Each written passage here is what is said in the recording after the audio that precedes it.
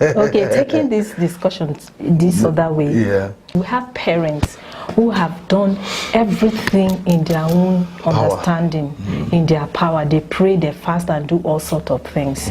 Yet, the child is bent on going the wrong direction. Yeah. This is happening to a lot of parents. Yeah. How can we, what Help do you them. say? Yes, how can we help them? If you're a parent there watching us, I share in your pain. I've been a children teacher for 20 years going. I've been in the singlehood, I've done parenting. I have a book, 9 Bad Things Good Parents Do that affect their children. One of the things I discovered in my years of working with children, teenagers, single and parents is that it is true that there are children that are exception. But yeah, they are exception. The problem is that sometimes we didn't discover them on time to do what we're supposed to do to help them. I don't think there's any child that was created to go wayward. So in my book I said parenting is partnership with God. If your child is going a particular way, what you need is a revelation from God, particularly if you're a Christian. Or what you need is to find out people that can help you put together what that child is or what that child needs, and you will not get it totally wrong. And I believe that one of the things that parents do is that when you're a bad example of your good correction, you are sowing a seed in the life of your child that will trouble you tomorrow. That means that every good thing you are asking your child to do, you are doing the opposite. If the child is really gone wrong, let me use that word now, I want to assure you that the child is going to come back. Now, one of the things you must do is to ask the Holy Spirit or to ask God to give you an insight of what you ought to do. I'll give you a small example. I read about a particular guy, I can't remember his name, there's a white folk. And the father was worried about the son. The son drinks, and people go to pick him from the gutters and bring him back. So the man was becoming depressed and all of that. So one day went to God in prayer and said, what do I do with this son? I know I've missed it in the beginning. And God said, can you give him the child? He said, I've given the child. He said, if you are giving the child, stop worrying about the child. When they bring the child home drunk, tell them they should tell it to God. He began to do that. And then 3 years later, God touched the guy miraculously.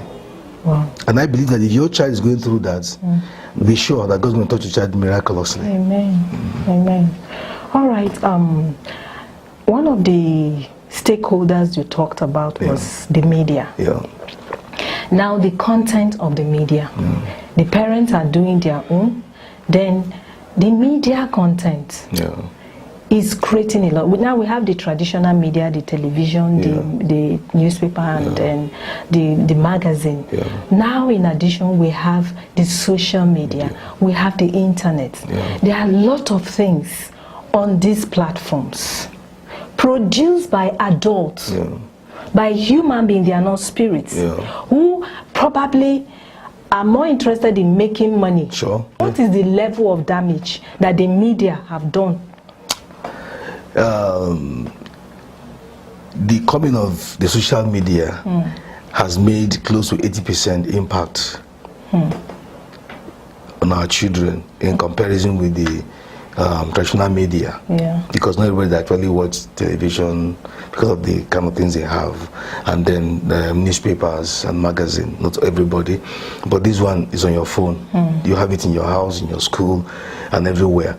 And I believe that not being able to manage it has created more problem. For example, you give a child who is 10 years old a phone that has all these things. Now, you know, once you just turn on the network or data, whatever, you also something pop out. The child does not know what it is.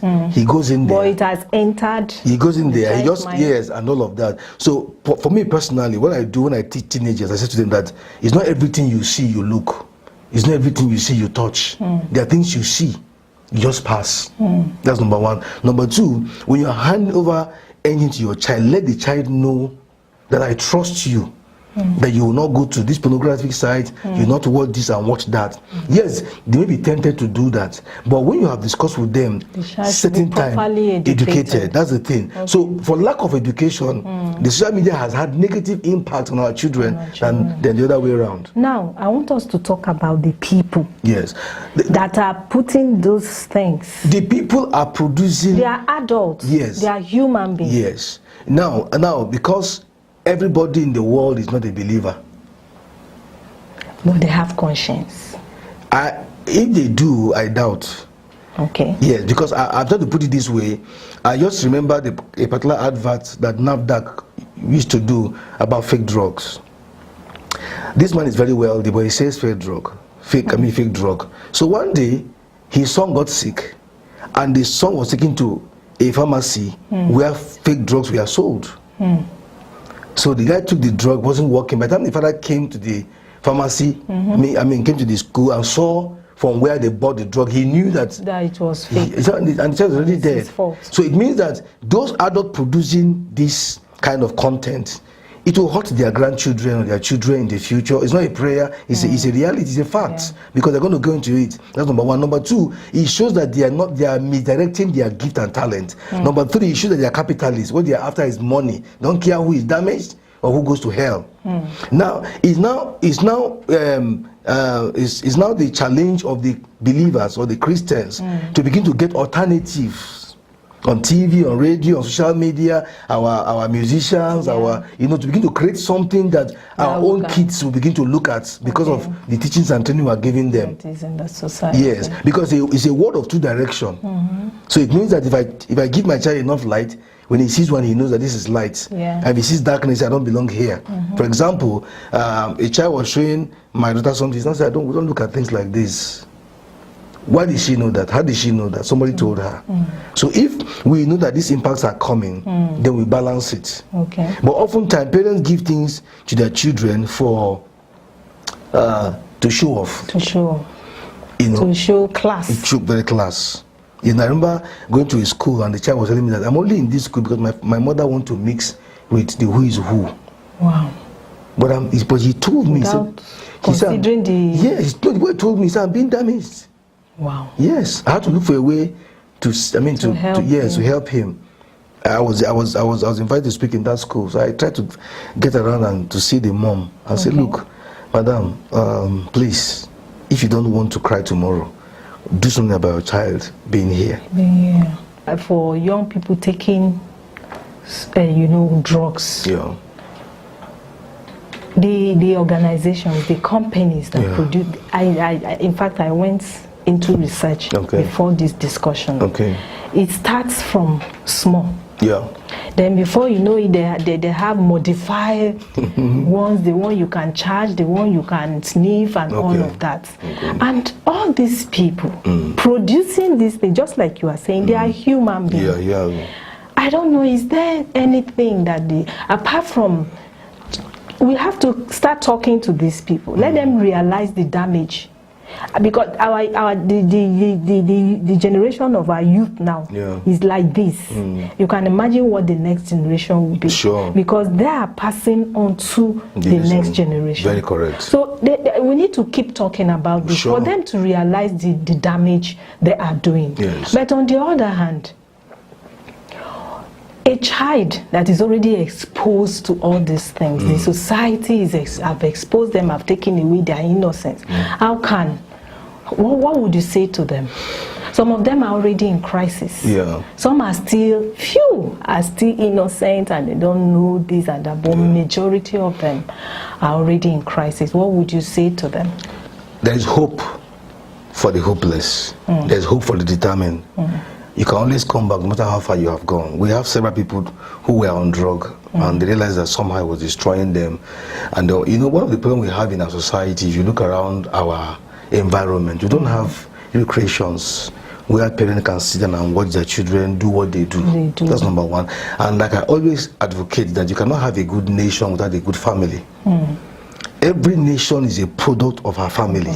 Because the family produces those that we call clan, we call village. The village produces what we call the state. It means that if we do our homework well, if you are not just a father, by procreation, by a father by mentorship, by training. It means that we're looking at the future. Now, why is a child on drugs? It's because somebody is not monitoring the child's growth. Somebody is not watching when the child is departing from a particular lifestyle. Somebody is not doing what he or she is supposed to do. Now the child has succeeded in putting herself in a very precarious condition.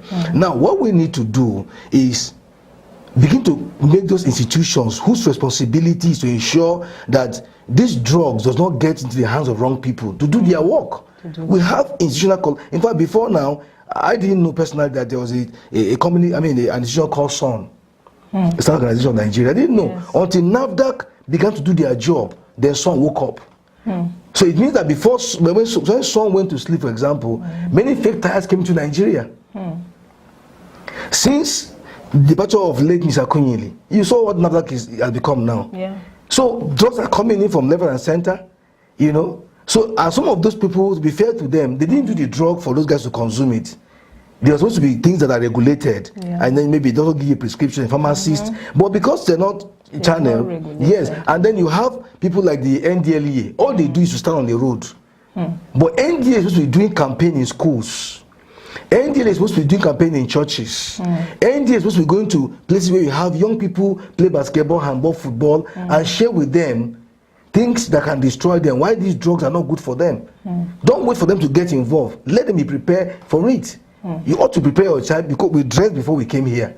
So in teaching your child, you are preparing the child before the child goes out. They will throw this at you and that at you and all of that.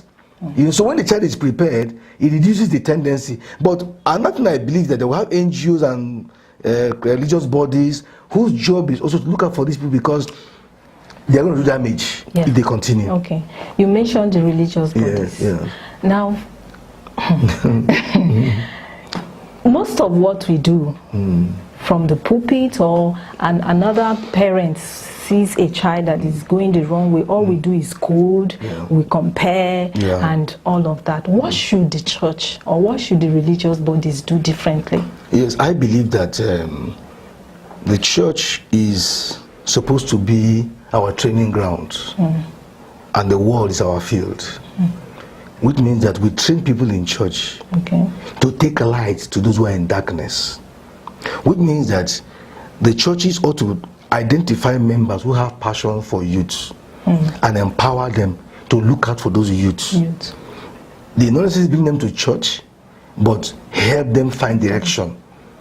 They might go to any church eventually, but at least they found direction. So our job as kingdom people is to produce light. Like PACN, their job is light. The church is light.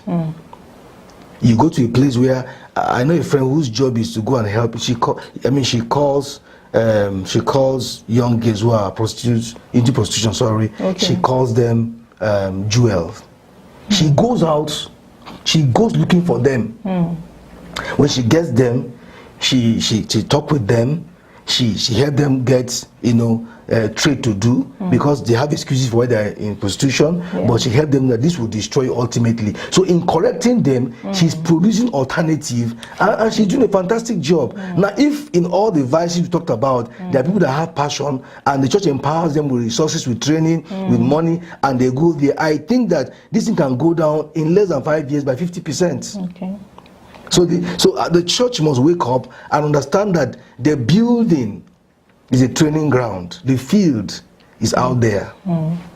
You've been going to schools, from schools to school, and educating and talking with young people. What are the major challenges that you have actually identified? What have you done to help some of these youth so that we can learn from your experience? Number one, I realize that many parents don't educate their children in the aspect of sex.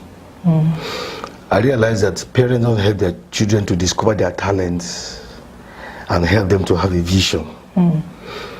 I discovered that parents don't do much to help their children discover that character is a prerequisite for ultimate success. So I do what I do because I look at the next generation. The next teacher, the next lecturer, the next governor, the next minister is that student that I'm meeting with. So I see greatness in them while sharing with them. So, for example, in my book, The Honor of Being a Virgin, I was sharing with them that virginity does not guarantee a good marriage, but ultimately it protects you from a wrong one. And I give examples to them. So when I share examples of people who got into relationship at the wrong time, like I often say that when I go to schools like this, I will say to them, their focus, the reason why you are in school, the number one reason is to learn. Any other thing is an addition. So don't allow addition to become your subtraction. So what I do with school is that we're trusting God that more schools will open up to us. Now, you imagine a child, for example, at JS3, who knows his vision is to be a doctor, for example. Who knows he should read mass comm? Who knows he should do mathematics? Who knows he should go for theater arts? In fact, I remember a story about one of these, is it Akintola or somebody, is a son. He said he was chatting with a friend on campus. He got admission to read political science. So one prof just passed and had him, talking with his friend. Say, my friend got enrolled for law. And he told one of our best lawyers in Nigeria. So I believe that my going to school, over 300 schools so far, is basically to help discover and channel the energy of this young people. For example, I prepare them to know when and how to deal with cultism, deal with sexual temptation. But that's another area that we have to talk about someday. Yes. I prepare them. For example, I have the privilege of running, even as a resident pastor in the church, I usually go to the teenage church. Why? I have a son who will be a teenager one day. So I'm preparing people that will prepare him or prepare her. Now, that brings this next question. Yes. The teachers in school, the schools that you attend, because my experience especially in Nigerian public schools, the system is bad. What are the teachers doing? What is your experience with the teachers? Some teachers are there because there are no jobs. Which is not good for children. Yes, some teachers think that because they have NCE or their education is enough. I have a magazine I'm working on, The Visionary Teacher Teaching with a Purpose. And I began to, in that material that I'm working on, I began to see that teaching produce a circle of great people or produce a circle of bad people. It means that if a teacher does not do his work well, he is destroying a circle of generation.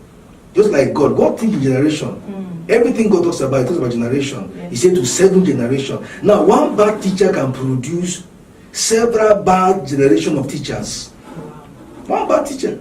I can't forget, I think it was in my 100 level. I had a teacher, after we had done, I think it was statistics. When we finished and left, the teacher came back and told us that he made mistake. Something we have learned, we have studied, we have embraced. Then a week later he came and said, I made mistake. And then we were saying, we don't understand. So, he told us, we learn together, we fail together. So we wrote the patients to HOD. And it was sad. Now we have things like that. Teaching in secondary school. Our cell system that ought to be building great people. So you have a teacher whose job is to teach physics and go. Without knowing that while I'm teaching physics and chemistry, am I looking at the psychology of the students? Is he normal? Is he okay? In fact, it's happening even in universities. Very correct. A teacher is supposed to be a caregiver. A teacher is supposed to be like a director in a film, helping the child to discover to a great extent. But when teaching is just about what you do on board, you only do 50% of the work. When I come, for example, as a teacher in the Sunday school, teenage church, as I'm teaching, I'm looking at each, and the individual pupil in there, and I'm looking at them, and then I notice that 1 or 2 people are not in their best friend of mine. As I call them, let's talk, man, what's happening? I bring myself to their level, talk their language, chop knuckle and things like that, and they start telling me, Mommy social me on publicly, blah blah blah. So I make myself, Mommy, this guy's a teenager. When you want to correct this child, call into your room or her room, talk to them, discipline them there. So when they come out, they see how they are honored before the younger ones. So there are actually things that parents too ought to do. Yes. There PTA meeting should be a ground where you even interact with the teachers and know what they're teaching your children. people that are, I mean, like we are believing that with time we will do training for teachers. You know, it's like when you go to hospital, you find nurses that are very harsh. Yeah. You see a pregnant woman, they talk anyhow. You know, as soon as they have been pregnant themselves, know how it is. And what is, you know, I define it not as somebody who will help you until you get to, I mean, the level of health. So the same thing with a doctor. So the same thing with a teacher. So and I believe that job, kudos to good teachers. You know, some schools have gone to, they say, this teacher is good, he's doing very well. Help by a good teacher, the children love. So what I believe is that why I go to schools, and I believe that schools are going to appreciate that. I bring a book, for example, the visionary student schooling with a purpose. I'm sharing with the child the character and charisma of a successful student. For example, in my book, 31 Laws for Smart and Successful Students, I was saying that number one law is the law of focus. Why am I in school? I asked my girl one day, I say, when you go to market, what do you go to do? So I go to buy meat, for example. If you get there and find somebody buying yam, will you buy yam? She said, no, I'll stay focused. So why am I in school? Focus. The law of learning. Why am I in school? To learn. The law of examination. The law of subject. I say, no subject is impossible to pass. Every subject is challenging. If a subject was written by somebody, it was designed to be known by somebody. So it means that if our schools can see that the school system is a cell system for building the next generation of leaders, lawyers, judges, bankers, you know, they will change their concept about teaching. Thank you so much. You're welcome. For your time, sir. You're welcome. And for educating us more. Thank you very much. Yes, sir. I want to appreciate this program. They're doing a good job. We trust God that people will watch and put to practice the things they learn. Yes. Thank you so much. You're welcome. We've been discussing with Pastor Sam Igwe, who have been working with the young people for a number of years. And he has told us some things that, you know, we need to take home. As a parent, it is important to take your place, to know that God put you in charge of that child, and you need to go back to the Creator and ask for direction. You should be a teacher rather than scolding and quarreling. Teach your child and give room for mistakes. He also says something about the teachers, the media content producers. You are an adult. You are a parent in your own right. Remember that what you put out there will come back someday to haunt you or your generation. So think about it.